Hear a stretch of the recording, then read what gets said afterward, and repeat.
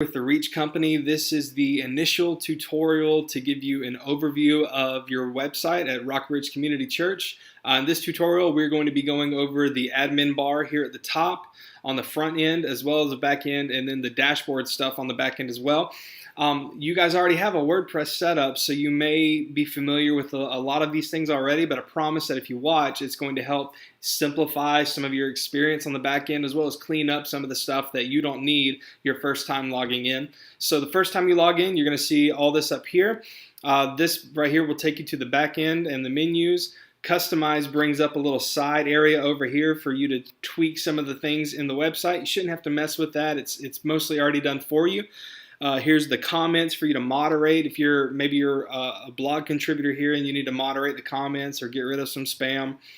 New lets you add a number of the different capabilities that your website has, whether it's a new job or a group discussion guide and resources. You can edit the page, which takes you to the back end, so you're not visually editing the page. You're tweaking some of the featured image, the title, the SEO settings, all that. And then the page builder brings up the page builder to begin working on this website. Of course, there are going to be tutorials to deal with working with the page builder, adding a new page, building a page from scratch, and working with the templates that we have saved for you to use. We're going to go ahead and jump over to the back end. The first time you log in, you'll probably see some big welcome type things up here at the top. Feel free to dismiss those. You'll probably also see something for a product from WordPress called Gutenberg. It'll ask you to consider installing it. Please don't, because most of our stuff is already integrated with Gutenberg, so there shouldn't be any compatibility issues, but there's no reason to add that to your site at this time. When you also log in, a lot of these widgets will be all jumbled up. As you can see, I've moved the Reach Design widget up here to the front, so I have my email and then our support URL right here ready for you. And I've put forms up here. You don't have any forms yet, but you will.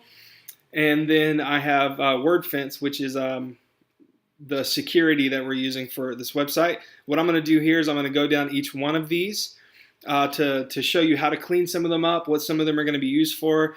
And so we'll start with posts. Posts are just that. They're the blog posts that you guys have on your site. This is where we have our Rockbridge stories. This is where we have Pastor Matt's blog. This is where any staff that contribute to the blog, you will be writing here.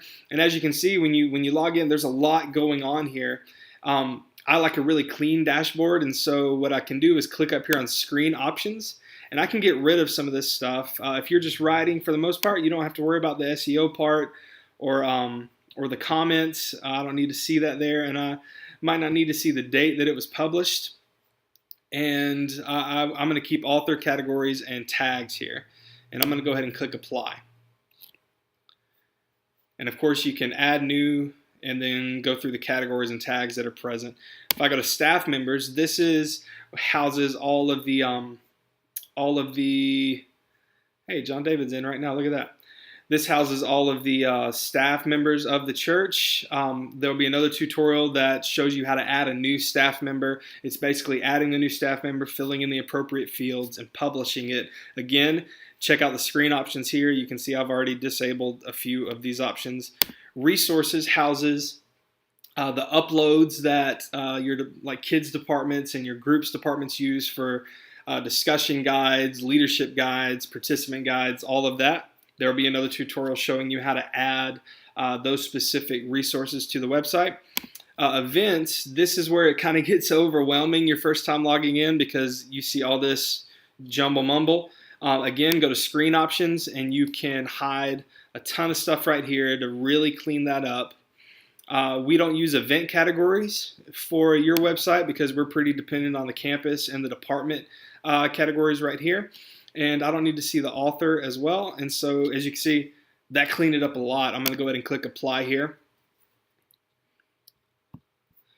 And what you'll see here is I have four essentially test events in here. One is a missions trip. Another is a camp or retreat that applies to the whole church. Another is a campus-specific event that I have just applying to Chatsworth campus. And then you have an all-church event, which will let you select from a list of campuses so people can find directions to the campus they need to attend.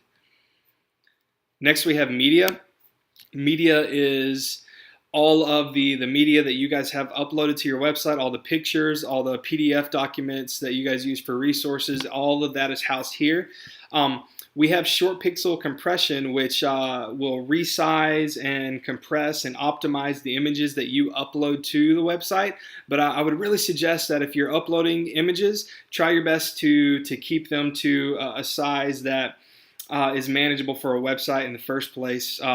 Don't use don't use like 300 DPI from Photoshop and upload that. Don't use a banner that you had printed out. Make it about 1,500 pixels wide, and that'll do fine. Next, we have forms. There's no forms right now, and you guys are in the process. Maybe by the time you're watching this, it's done of moving your Gravity forms over to Church Community Builder. But even after you have migrated everything, there'll still be a few forms here to make sure that your site is connected to MailChimp so people can sign up to receive email updates and receive blog updates from Pastor Matt. Next, we have pages. Pages list all the pages on the website. Again, you can clean it up right here. As you can see, all I have left is the date to show the published date. Click apply. Comments, if you're a staff member that has to moderate the comments on the blog, you'll come here and you can approve comments, mark them as spam, trash them, whatever you need to do. The job section houses the employment opportunities at Rockbridge Community Church, and to do this, you can see that there are campuses, departments, the administration, the job types, full-time, part-time. There'll be another tutorial explaining how to add a new job description to the website. If you hover over appearance, you see customize and menus. This customize button takes you to the same place this one does on the front end. And menus takes you to the menu options for the website. Most of these you won't ever have to touch. They'll be done by the time the site goes live. Users will list the current users of the website. Some of you may notice that when you logged in, you don't have all of these options over here, and that's because we have a few different user roles set up for the website to make sure that when you log in, you see what you need to see, and that cuts down on the clutter that you see when you're getting in for the first time. Tools, we have a few import, export, redirect options. Shouldn't have to worry about much of that. The settings, we have series engine is probably the only one you guys will have to worry about. SEO is search engine optimization. This will be a place that, for the most part, you won't ever have to touch.